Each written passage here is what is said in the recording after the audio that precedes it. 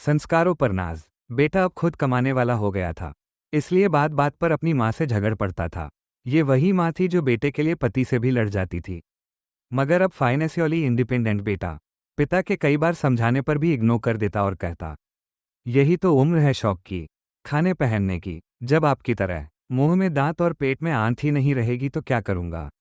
बहू खुशबू भी भरे पूरे परिवार से आई थी, इसलिए बेटे की गृहस्थी की खुशबू में रम गई थी। बेटे की नौकरी अच्छी थी तो फ्रेंड सर्किल उसी हिसाब से मॉडर्न थी। बहू को अक्सर वो पुराने स्टाइल के कपड़े छोड़कर मॉडर्न बनने को कहता, मगर बहू मना कर देती। वो कहता, कमाल करती हो तुम, आजकल सारा जमाना ऐसा करता है, मैं क्या कुछ नया कर रहा हूँ। तुम्हारे सुख के लिए सब कर रहा हूँ, और तुम हो कि उन्हीं पुराने विचारों में अटकी हो। क्वालिटी लाइफ क्या होती है तुम्हें मालूम ही नहीं। और बहू कहती, क्वालिटी लाइफ क्या होती है ये मुझे जानना भी नहीं है, क्योंकि लाइफ की क्वालिटी क्या हो मैं इस बात में विश्वास रखती हूँ। आज अचानक पापा आए, सीयू में एडमिट हुए थे। हार्ट अटैक आया था। डॉक्टर ने पर्चा पकड़ाया, 3 लाख और जमा करने थे। 1.5 लाख का बिल तो पहले ही भर दिया था, मगर अब ये 3 लाख भारी लग रहे थे। वो बाहर बैठा हुआ सोच रहा था कि अब क्या करे। उसने कई दोस्तों को फोन लगाया कि उसे मदद की जरूरत है, मगर किसी ने कुछ बहाना कर दिया। आंखों में आंसू थे और वो उदास था। तभी खुशबू खाने का टिफिन लेकर आई और बोली, अपना ख्याल रखना भी जरूरी है, ऐसे उदास होने से क्या होगा, हिम्मत से काम लो, बाबूजी को कुछ नहीं होगा, आप चिंता मत करो, कुछ खा लो, फिर पैसों का इंतजाम भी तो करना है। आपको मैं यहाँ बाबूजी के पास रोकती हूँ, आप खाना खाकर पैसों का इंतजाम कीजिए। पति की आंखों से टप टप आंसू झरने लगे। कहा ना, आप चिंता मत कीजिए, जिन दोस्तों के साथ आप मॉडर्न पार्टियां करते हैं, आप उनको फोन कीजिए, देखिए तो सही कौन कौन मदद को आता है। पति खामोश और सूनी निगाहों से जमीन की तरफ देख रहा था कि खुशबू का हाथ उसकी पीठ पर आ गया और वह पीठ को सहलाने लगी। सबने मना कर दिया, सबने कोई ना कोई बहाना बना दिया। खुशबू, आज पता चला कि ऐसी दोस्ती तब तक की है जब तक जेब में पैसा है। किसी ने भी हाँ नहीं कहा, जबकि उनकी पार्टियों पर मैंने लाखों उड़ा दिए।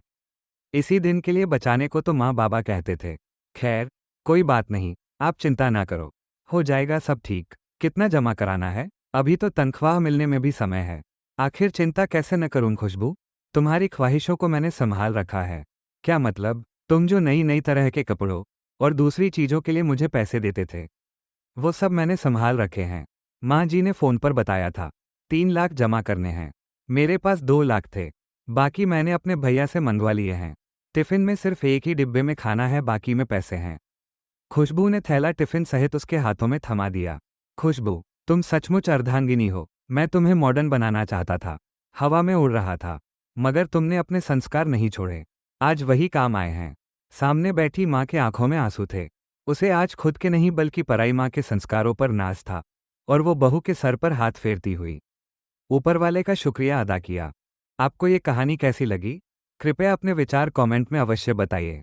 हमारे चैनल पर इसी प्रकार धर्म, अध्यात्म, जीवन के रहस्य, प्रेरणादायक कथाएं तथा जीवन की समस्याओं और उनके सरल समाधानों से जुड़ी अनेक अद्भुत कहानियां उपलब्ध हैं।